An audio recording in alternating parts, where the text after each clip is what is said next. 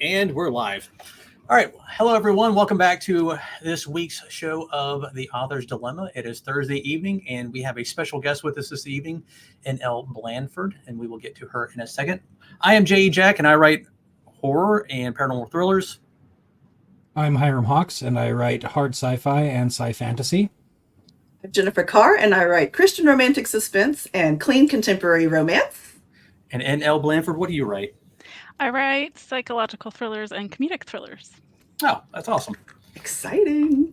And so we're going to have a conversation with her in a little bit, and it's just going to be so exciting. So this week, I almost didn't know if I was going to make it this evening because there's, and then Jen Hurricanes. too. Yeah, because we had a hurricane last night, and thankfully, everything was good. We didn't have, we had a little bit of a power flicker, and like I was telling them before we started, it was playing with my emotions because the power would go out and then I'd sit there for 60 seconds, then it would come back on, and it was like, oh, exciting, and then it would go out again, and it was just Meanwhile, we have so many wildfires it looks like Mordor, and I really can't say, oh wow, because meanwhile they're down south getting blown away. No, Total one-upmanship. I will say the wind was pretty bad. Like it was. It's still crazy here. Yeah, we had a lot of debris that we had to clean. My wife and I, we cleaned up today, and so I'm here. We made it. We're glad you're here. So, all right. So So this week we're not going to talk about her business because we have someone special to talk to, so we don't want to bore her. But what's the news this week? What are we talking about? The thing that we're talking about this week: should authors be in review spaces or should authors stay out of review spaces? And is it possible for them to stay out of review spaces when readers are tagging authors in negative reviews very publicly and then being sad and complaining publicly when a popular author or not popular author blocks that reader from tagging them in any further posts completely? So what do we think about that? I'm going to go out on a limb and say if they tag you in a positive review, great. And if they tag you in a negative review, you have every right to block them. Heck, you can block them if they tag you in a positive review too. It's your channel. It's true. When you say review space, what do you mean? So there's a big controversy. Well, there's this controversy, like for instance, it is a moving target, and I'll tell you why in just a minute. But like, readers get really upset when authors talk about the reviews that are being left for their work. But what's funny is that they really only get upset when an author interacts with a negative review. And a lot of times I think it happens because authors are upset and angry at negative reviews, like whether it's a 1 or 2 star. And what I saw one woman, and I even commented on her thing. She was like, I had a reader get upset that I shared her negative review, but I didn't share it in a negative way. I said, hey, this wasn't her cup of tea, but if you like these things that she said were a 1 star, then that's your 5-star review right there. And that's good marketing. It is, except the reader got ticked off. Like, she was mad. She was like, I can't believe you would share that. Didn't have her name on it or anything, but I guess you could tell where the review came from. And so she was upset that the author had used her review. And I'm like, ooh, but it's public domain. Yeah. And she wasn't calling you out. But anyway, so readers don't want authors using their reviews, but authors need to use the reviews. Yeah. And like, if I was going to use a bad review, and I think I have before, but yeah, no, I mean, I blank out, you can't tell who said what. And right. I would never shame a reader, even if they hated my stuff. I just don't think that's appropriate. But I don't know. It's really weird why people get upset. I don't remember her name. What was that? There was an author. She writes like slashers and stuff. Wow. That's very specific. This is a bad specific.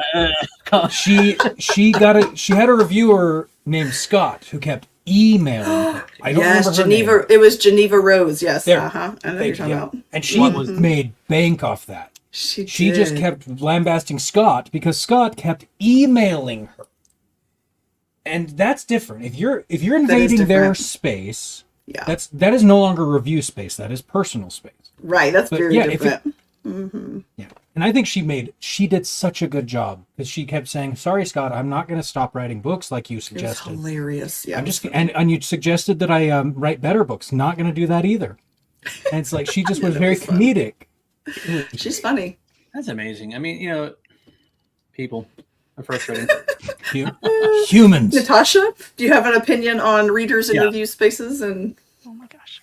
Yeah. I don't. I try not to read reviews, and only when Really? people send them to me that usually they're pretty awesome reviews. So I have not experienced a negative review yet. Knock either. on wood, but it'll come eventually, and hopefully I Yeah. can twist it to the comedic angle. Right. Yeah. Yeah. Good. I will say this: had I got a negative review, I think I've already said this before, but if I had a negative review, like one of my first reviews, I think I wouldn't be here.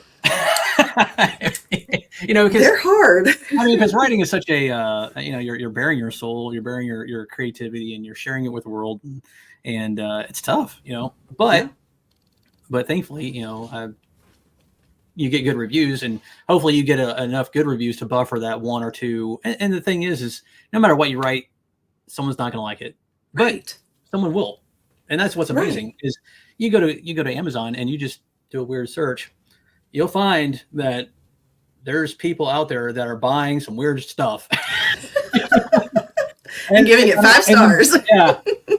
The most famous authors on the planet all have a good chunk of 1-star reviews. Oh, that's For true. sure. That's true. Stephen King, Brandon Sanderson, all these authors have 1-star reviews, and sometimes it's for reasons that are actually valid, but most of the time it's just petty.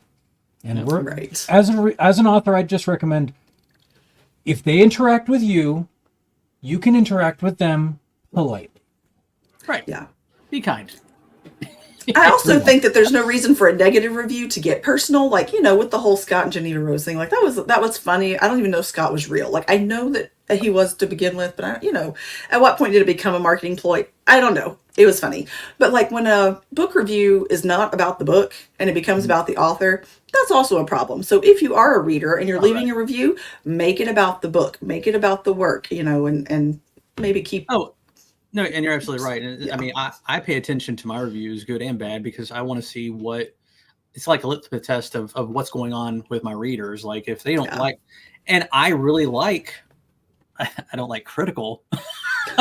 Nobody does. Reviews, but if someone offers like, hey, I like this, but this was bad. 90% of the time I might agree with them because I'm like, I've gotten reviews where like, hey, this is great. That was my first book. It was that bad. Yeah, but the ending was kind of rough, and I'm like, hey, I agree. Now, there's one other reason we want reviews, even negative ones. We need 50 reviews on Amazon if we're going to be able to get Amazon to start promoting us. That's right. I'm not there yet, and I'm working on it. Same. And then also kind of provides Keep them coming. It also provides social proof because if you see an author with nothing but 5 stars and they have a handful, well, that's all family and friends. Probably. In my opinion. Or paid for. Or paid for. Which I figured out how to get that to happen. You shouldn't do that. But it is against Amazon's terms, so yeah. But if I come across someone and they have 30, 40 reviews and there are a couple 1 or 2 stars, well, that's a legitimate read, I think. Yeah, probably. My 3-star review is my favorite. I'd love more of them because she's like, this is a good book, except doesn't have any smut. And I was like, yes. See it right there. I'll take that. You could turn that into like, hey, if you don't, whatever. Yep. Exactly. All right. I think we beat that horse dead.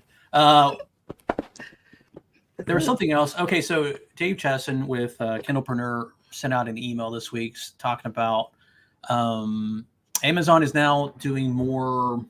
They're being more thorough about their authors, and that basically entails that they're going to, get your name and a whole plethora of things. But basically, it all boils down to, and I think it's going to be a good thing because it's going to keep out the riffraff. It's going to keep out the a bunch of the AI. I don't know, maybe not, but yeah. Jen, what are your thoughts on that? And Natasha, do you know anything about that, or did you come across that, or?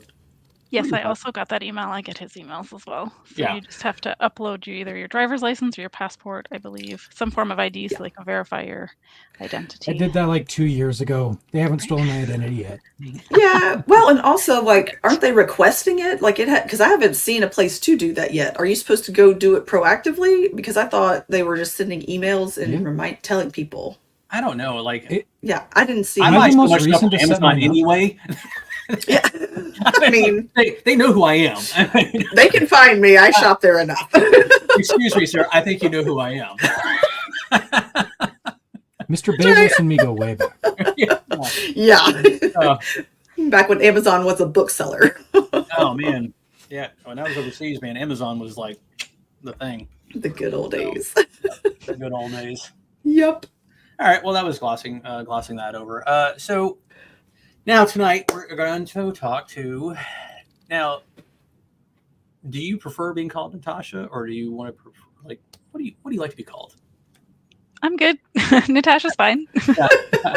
Well, I was gonna call you good because you said, "Well, I'm good." Oh my god! Bad joke. Yeah. Sorry. Yeah, that's it. Now that we've lightened the mood. Yeah. Well, we like to have a good time here, and I hope you have a good time. So that's the whole point. So Natasha, tell us. So you write psychological thrillers. Tell us about how you. So tell us about where you are and how you got started. Like what? Like all of us, we started about 4 or 5 years ago. Hyrum 3 years ago, 2. Yeah. And we all came about it different ways, right? I mean, mine was COVID happened and I had a whole lot more time on my hands, and I'm like, I always wanted to write a book, and lo and behold, I sat down and got through it. So tell us about your. Mine was very similar to yours, although I started around 2018. Mm-hmm. I wrote about 70,000 words of this like weird Western thriller turned into some weird romance thing. I don't know. It's a mess. It'll never see the light of day. I think I was inspired by Hell on Wheels at that time because I was really obsessed with that show back in the day. But so I put that one aside, and I'd always had this idea about 2 sisters in the world of human trafficking in my head. Okay. And I shifted because COVID happened and I had more time on my hands. Right. And without children, there's only so much television you can watch. And I am a person who likes to do things. So even when I sit in front of a TV, I'm reading a book. So I can't just not do something. Mm-hmm. So then I tackled that story and published that in 2020, I think, near the end of 2020. Mm-hmm. Self-published? Yes, self-published. And then I wrote book 2, which is The Perilous Road to Freedom. So the first book was Perilous Road to Her. Mm-hmm. That's the one woman's journey to find her sister in the world of human trafficking. Then, of course, I leave it on a cliffhanger because I'm evil like that. To go into the next one, which was The Perilous Road to Freedom. Mm-hmm. And I wrote that one in maybe 6 months. Like that one was playing. It was a movie in my head. It just came out. And then book 3 because you can't have a 2-book series. You have to have a 3-book series. I mean, it's like the unspoken rule. You can, but it's sinful. That's right. That I had to write book 3, which kind of veers off my process a little bit because it's more of a traditional thriller. It has a little bit of humor in it. It's from different points of view instead of just first person in my first 2 books. But that's what my first series kind of got me going, even though my first book was only supposed to be 1 book. And then my characters decided they had more to say. So that's how that is. See, I envy you because all my books have been standalone. And, it's easier and harder with a series, right? Because it's harder because you got to elongate the story and you got to make it all fit. And heck, by the time I'm done with a book, I forget what happened on page 20 sometimes. like eyes were blue. Oh shoot! I thought they were green. Whatever. But to expand that into book 2, book 3, and then also keeping your interest. I mean, it's hard. Like I don't know how people that write series because I like writing different thoughts, different stories for me. So your process, are you a pantser or how do you go about writing your books? Yes and no. Mostly a pantser. I sit down, I have an idea, and then I just vomit on a page. For the first 4 of my books, I did that. This next series I'm working on I'm trying to deliberately make it a 6-book series, so I am planning a lot more. Mm-hmm. But my plot's still my first draft is all dialogue, and then I will go into figuring out what my plot might turn into. And okay, well, if I do this in this book, then maybe this is the villain in book 2, and then this is the villain in book 3. But I don't sit there and go, okay, chapter 1 is going to do this. I can't do that. Interesting. Do you, when you say it's all dialogue, do you also include like description and things that the characters, like plot is separate? Like personally, I write dialogue with the key plot points, but I also have almost no description. It's like White Room Syndrome, the whole first draft. Is that pretty similar? Much? It's like insert scenery here, because I don't want to get lost in how to describe a tree. Like, no, I just want to get the dialogue down so I can learn who my characters are in order to figure out where they're going. Oh, hi! Oh, speaking of characters, I love it. And for those of you that aren't live with us tonight, we just saw this beast hop on the back of her chair, her little black cat. So very cute. Some eldritch abomination. What's the cat's name? Wrong genre. That one was Loki. Lulu's sitting on the couch staring at me. Yeah, like it's dinner time. What are you doing, lady? It's almost snack time. Yep, it's almost 9 o'clock here. Oh my gosh, that's funny. Okay, so thrillers. I have questions on thrillers. In writing a thriller, how do you write the story first and then cut anything that doesn't keep the tension up, or do you write it and you just write it so bare bones that the tension is already there? Oh, that's a great question. My first draft is definitely bare bones, so I believe the tension is already there. But I go through you go through 10 drafts, so some things get removed. Some chapters are like, this just isn't working, or this event that I thought might be important doesn't work, so then kill your darlings, they go away. I know. So I see that you got the 3 trilogy, or the trilogy, the Perilous trilogy, right? And you got another the Hilford Holiday Cases series. Tell us about that, because I think, first off, I think that's amazing. First off, because I'm looking at your website now, which by the way is a great website. It's a good website, and we'll provide that in the show links for those that are interested. I really like it because on one hand, it's very serious, your psychological thriller, but I'm looking at your Hilford Holiday Cases and I'm like, oh, it looks cozy. It looks like a cozy. Is it, or is it more humor? Like, tell us about that one. The Great Bloody. Tell us whatever you want. Well, this is my pondering of the world. No, I'm kidding. Yeah. The Great Bloody North is a Canadian comedic thriller, which is cozy. I classify it as cozy-ish because you do see the murders wearing cozy, and there's some swearing, which is not allowed in a cozy mystery. So, but I don't fit in any molds in any of my writing, so I just chose to still add the swearing to the potential cozy. But in this one, it's Christmas. I was inspired by iconic Canadian characters, Bob and Doug Mackenzie, which were on. Yes. Okay. The Great White North, eh? Yes, exactly. Hence the Great Bloody North. That's great. And my characters die in very Canadian ways over the Christmas holidays. Not with a Zamboni. Is there maple syrup, please? Yeah. Yes, there's maple syrup. And Moosehead beer. Oh my god. Guaranteed. Both of those will be in the book. Yeah, so 2 small town cops are Strange Brew. Yep.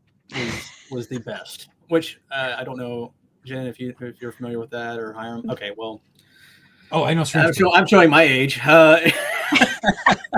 Anyway, it's a funny show. You watched in high school. It was very old at the time. You are old. Yes. So, all right, moving on. 80s Canadiana for you, for sure. Oh, that's awesome. That's fantastic. Yeah. So, is that the one that you're doing? So tell us about the 6 series one. What's that one? Oh, this is all new because I can't just keep doing the same thing. This one I am going to write about a fictional Nova Scotian mob family. Oh. I kind of pitch it as Yellowstone meets The Gentleman. And I find living in Nova Scotia, a lot of people when I go to the markets are like, ooh, is this local? Does this take place in Nova Scotia?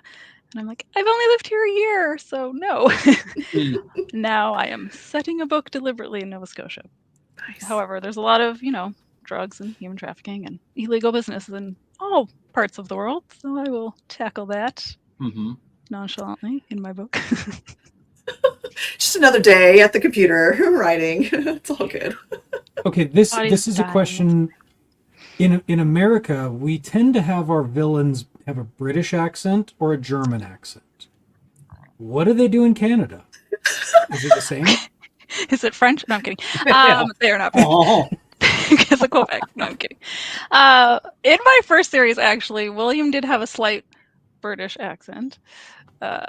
However, I don't know. This is just going to be a regular voice. I don't see Nathan or Nicholas or even Victoria. Who knows who the villain is? I can't say. No. Having a non-Canadian accent. Well, as you know, Canadians, they have that stereotype of always being nice. So how does that work out? I'm not your buddy, pal. I'm not your buddy. Good day, eh? Yeah, good day, eh? Yep. That's a great question. I don't ever think about that. Although in the Great Bloody North, I do have the A in there for a little bit, and I do play up the Canadian in that one. The other books, it's just regular. The only thing I get people commenting about is, do you want American spelling or British spelling? And I was like, but Canadian's a mix of both. Can't I just have both? So actually, no. My narrator is the one that has done a couple of my books. He's from Canada, and for the most part, fantastic. But there's a couple words that he says just a little bit differently, and but no, and I have to correct him, or not correct him. I have to say, hey, can you say it this way instead of this way? And the beatings will continue until the morale improves. He does a great job. It's just funny how like we all speak the same language, but yet we don't at the same time. Oh yeah. Hilarious. Okay, so all of your books kind of have a little bit of darkness to them, and a lot of them deal with some pretty heavy social issues, human trafficking. Now you're bringing the mob in. That's a whole different ballgame. What does that look like for you? How do you find your way down that path? Because I know that even writing, like, I just wrote a sad scene and I was like, I don't think I can do this emotionally. So how do you get yourself ready to write something so dark like human trafficking? Denial. No, I'm kidding. I put up a wall. Disassociation. Got it. Yes. I was actually thinking about this before I came on, and I came up with like 4 different aspects of why I think I can do it. One of them is my personality. So I am really good at compartmentalizing, and part of my day job investigating fraud, you also have to disassociate with the victims or the perpetrators. So I already have those skills built in. I am not writing about my own personal experiences, thankfully, so I don't have that connection. I do want to write a poetry/memoir that would dig into my life, and I am putting that on the back burner because I'm avoiding those emotions. So you might have to ask me this question again. How did I handle that process when it actually was about me? The other piece is attachment to characters. So I do have my favorite characters, but although I have my favorites, I am not afraid to kill them if it's good for the story. I get text messages all the time. I can't believe you killed insert name here. I get those messages from my dad. It's been 2 years. I'm just saying. Sir. This isn't a soap opera. They're not going to come back. He's asked multiple times, like, is there any way? And I'm like, he's dead. Like, real dead. He was cremated. I don't know. Yeah, I have gotten I knew they had to die because how else would you end it? But I wish they kind of didn't. So for your human trafficking, what did you do as far as like, did you do any research for it, or was it just kind of like, tell us about that process? I took a few courses online. So in Canada, we have an organization called Not in My City, which is actually originated in Alberta, but they're trying to bring awareness and work with organizations across Canada to prevent human trafficking in the major hubs. There's also, I think, Rebecca Bender in the United States. I can't remember what her organization is. It might even just be her name. She was trafficked in Vegas, and so I read her biography and took her courses. I also read Tamaya Nagy's book, Who She Was Trafficked in Canada, from, I want to say Belarus. I always get it wrong.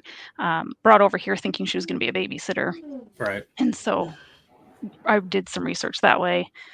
And yeah, a lot of reading and a lot of online learning for that. Okay. I'm sure I got it right. Yeah, it's really amazing, the whole not phenomenon. I mean, it's horrible that it happens. I've gone through some training myself, and it's just amazing that, these people that are victimized, they some of them don't even realize they're victims, and that's the true tragedy of it all. Like, they're made to do this. Like, they get into these situations, and then that becomes their new norm. That becomes their life, and they think that's what it is, and it's heartbreaking. But anyway, moving on. And did you have a fourth bullet point? Did we say your fourth bullet point? Oh, yes.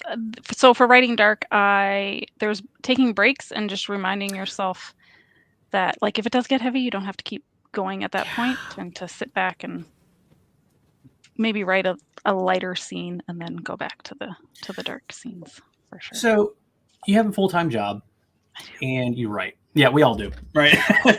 Nobody can make money on writing. Yeah, not yet anyway. What is your process like? Do you write every day, or do you write? I mean, Hyrum binges.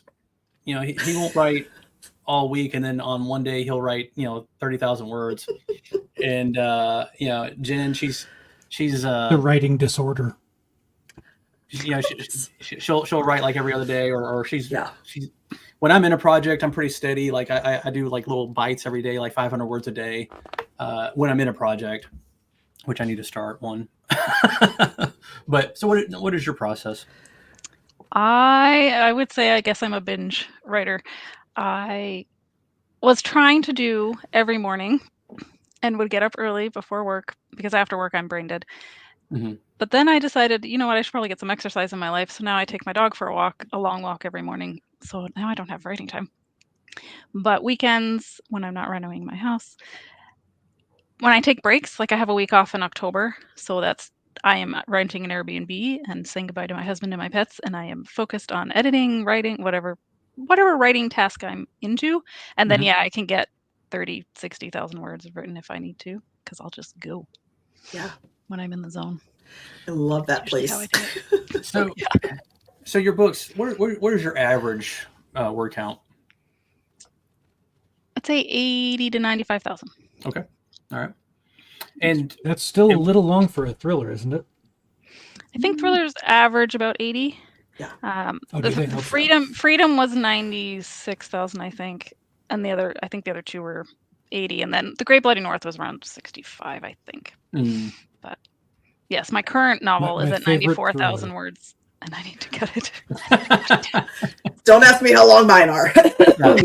Sounds like you need to murder some. My favorite thriller is Charade. Because Charade, they forgot to file the copyright information in the movie.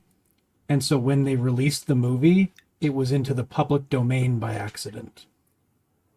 So Charade is a fully public domain movie.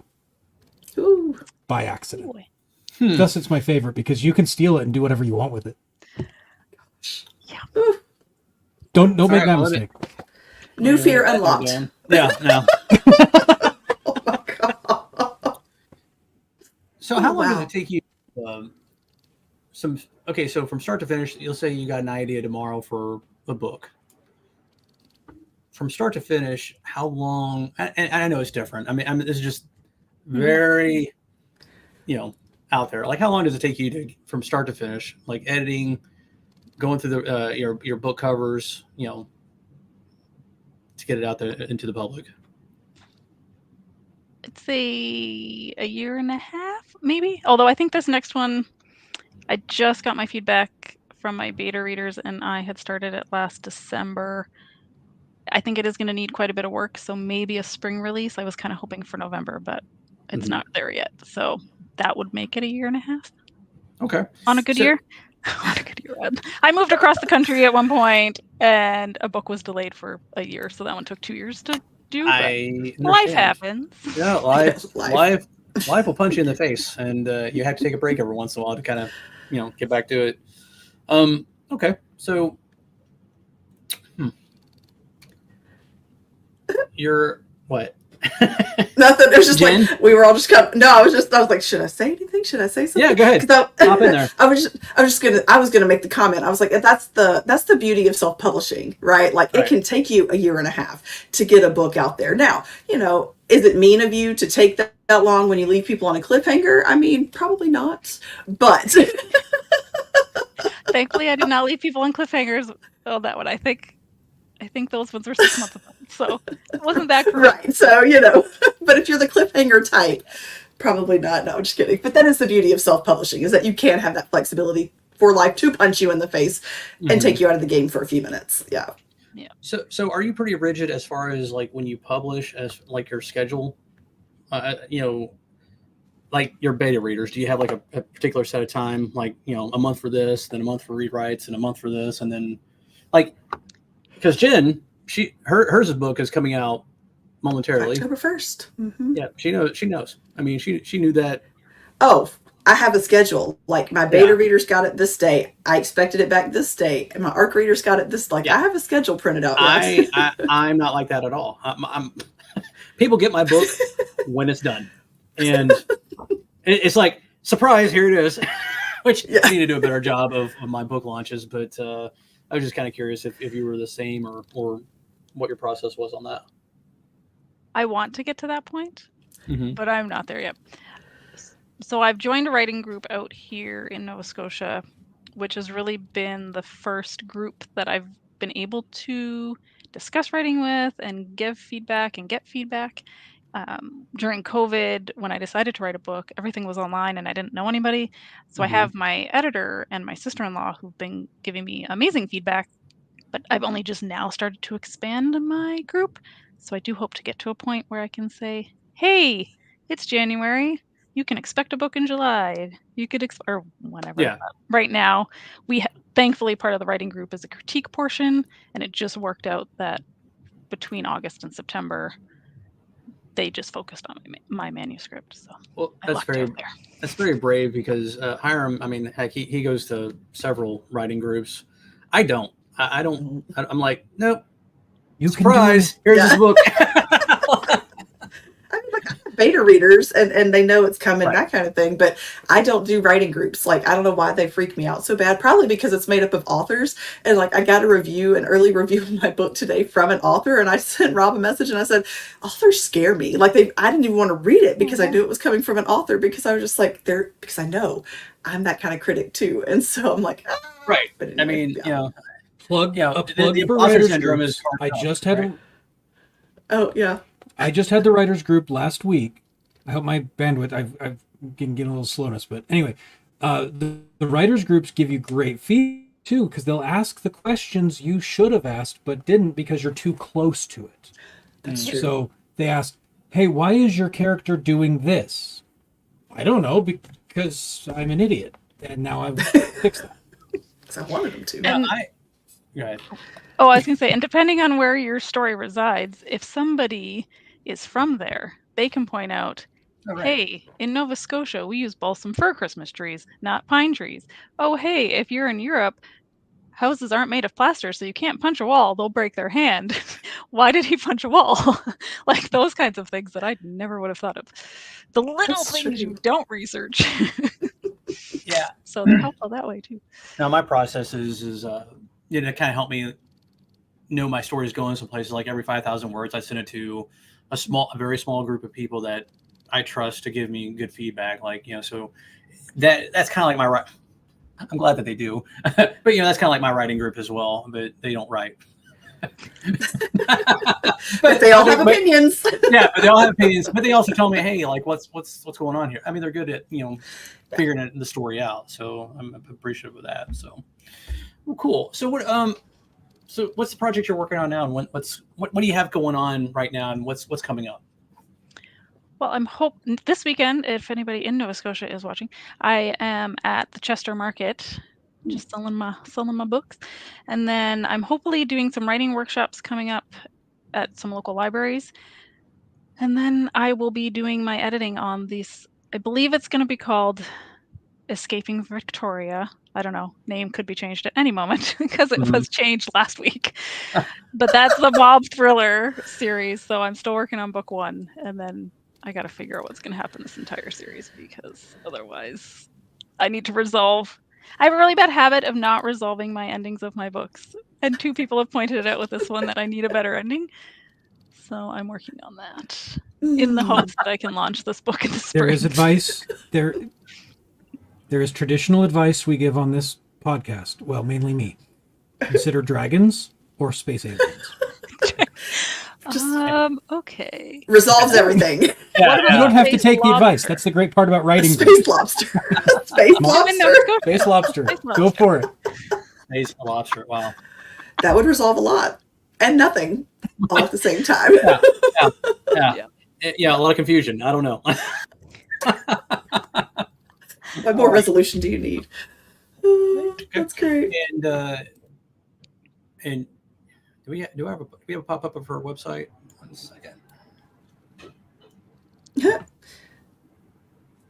No, but we so can. I know we're closing in. One thing I like to ask, Natasha, what advice would you give authors to give them hope? What has given you hope in your writing process?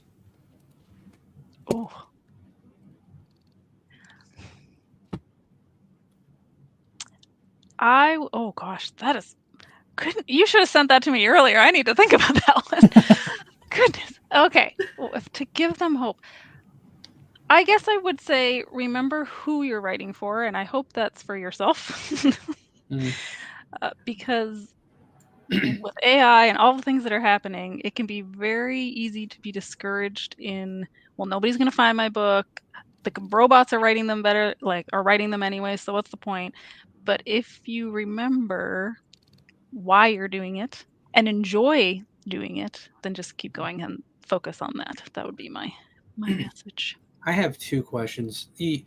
I see on your website you're the Alliance of Independent Authors ambassador member. What does that entail?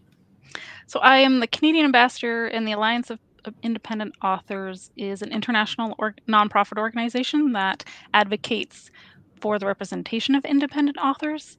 So trying to break that stigma between traditionally published and independent authors, getting us considered for major awards, and rather informing the public, kind of bringing to light how we're all just writers, but we're just taking different paths. Right. That's all. So that's kind of what I do there. All right. And then something I like to ask too is, if you could go back and talk to yourself when you first started writing, what would you tell yourself? Like, what advice would you give yourself? Start earlier. I really did only start in 2018. I've always read. I was always scared to write because I was afraid of people's opinions. And in the instance of the human trafficking series, I was afraid of what survivors might think. Right. So part of it would be start earlier and don't worry as much about what other people think. Worry about how you feel about your own work. Yeah, that's very nice. No, that's perfect. That's great. Yeah. All right, Jen, do you have anything? I don't think, well, I will say that I know this because we've had a conversation before, but her books also, if you're still doing this, proceeds go to trafficking survivors. Yes? Yes, I donate them to a different ally charity called Ally Global, which helps bring awareness and support survivors of human trafficking. So, which I love that. Percentage of my royalties every year. Either a percentage of my royalties or $100, whichever one's greater, which I'm happy to announce this year. It will be greater than $100. Congratulations. Not by much, but I hit that mark. Hey. So every little That's bit. fantastic. That's right. That's 2 thumbs up, you know? No. All right. Well, Natasha, thank you so much for spending your time with us this evening. And we look forward to, hopefully if you're open to it, we'd love to have you back whenever you do have a release, and we can talk more about that when the time comes. Let's see. Next week we have Martin Tracy. Yes. And what do they write? He is an author who he's got a lot of musical biographies and that kind of thing. So he's a very interesting person, and he's from over the pond, so it'll be a fun conversation. Ooh. All right. So, all right. Well, thank you so much, everyone. Thank you for spending your time with us this evening. And if you're listening to us in the car, be sure to hit the subscribe button because we love you guys. And please reach out and ask questions. We can reach out to us at authorsdilemma@gmail.com, or you can come to our Facebook Live or YouTube Live, and you can talk to us there and ask questions while we're doing this live. But anyway, appreciate you. We'll see you next week. God bless. Bye.